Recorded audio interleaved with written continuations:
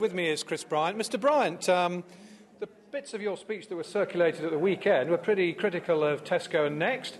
Here we are today. You're praising them for their employment record. What's happened? What did you get so wrong? This is not quite that dramatic a change, but it is. Enormous change. I read what you said at the weekend. You criticised them for hiring foreign workers on the cheap. Here you've praised their employment records, and yet you said in answer to questions you're not backtracking. I'm not backtracking. I'm saying a very simple thing, and I've been saying it all weekend. I'm not saying that Tesco and Next are unscrupulous employers. I've never said that, never intended to say that.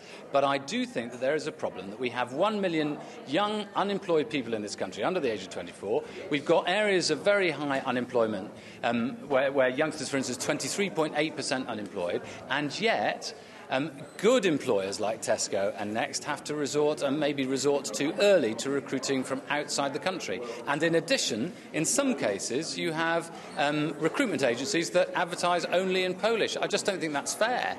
I'm sorry, but you were not calling them good employers at the weekend in the extracts that appeared in the Sunday papers. For example, it's a fuller speech now. Well, hold on. It might be fuller, but there are a few omissions as well, because in the case of Next, you accused them of avoiding agency workers' regulations, which apply after a candidate's been employed for 12 weeks. You talked about Polish temps there. You left that out of your speech. If somebody You've dropped the allegations. Somebody is working as an agency worker, they only start to get a full set of rights after 12 weeks under the legislation that came in November 2011. So it is true that if an employer decides to recruit people, whether from elsewhere in the EU or from in the UK, only on short-term contracts, they do get, the employee may get a tougher end of the stick. And my concern is that where a local worker may have to meet mortgage costs and all the costs of living in the UK, somebody who comes and is only employed for a few weeks, fewer than the 12 weeks, and is put in substandard accommodation, is able to undercut local workers, and I think that that's a problem. But you've dropped the specific allegation against Next. On Tesco, you said, take the case of Tesco, who recently decided to move their distribution centre in Kent. They say they don't have one in Kent. What happened there? You accuse the government of gimmicks and urban myths. I put it to you that perhaps you're guilty of some urban myths, perhaps peddled anecdotally by the Unite trade union. I haven't spoken to Unite on this issue at all. However, in relation to Tesco's, it's true that they haven't got a place in Kent. I was always going to say Essex. I was always referring to the situation in Harlow, where one distribution centre was closed and a new one was opened in Dagenham.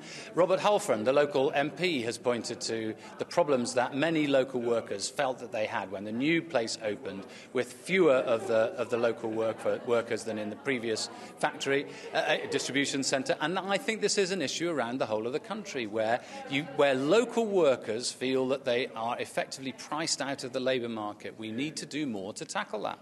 Are you admitting now that Labour got it wrong on immigration when they were in government and was soft on immigration? John, you've asked me this about, 20 times, either in private or on air, and I've said every single time what I will say again now, which is that when we were in government, I accept that we did get some things wrong on immigration. In particular, when the new countries joined the European Union in 2004, France, Germany and Italy said, you can come and work here in 7 years' time. We just said you could come and work here from day one.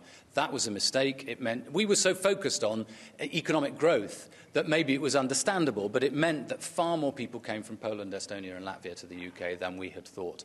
So yes, I accept that we made some mistakes, but that doesn't mean that we can't make criticism of the policies at the moment that I think are failing. Gordon Brown in 2007 at the TUC talked about British jobs for British workers. Is that what you're saying? No, I'm not. I'm simply pointing to the fact that there are 1 million unemployed youngsters in this country. In one of the areas where Next took on a large number of short-term workers from Poland this summer and last summer to help with their sale, and I understand that sometimes companies have to do that. In that area, you have 23.8% youth unemployment. We as a country, and employers in some industries in particular, need to think how we can make sure that more of our young people are able to get into work.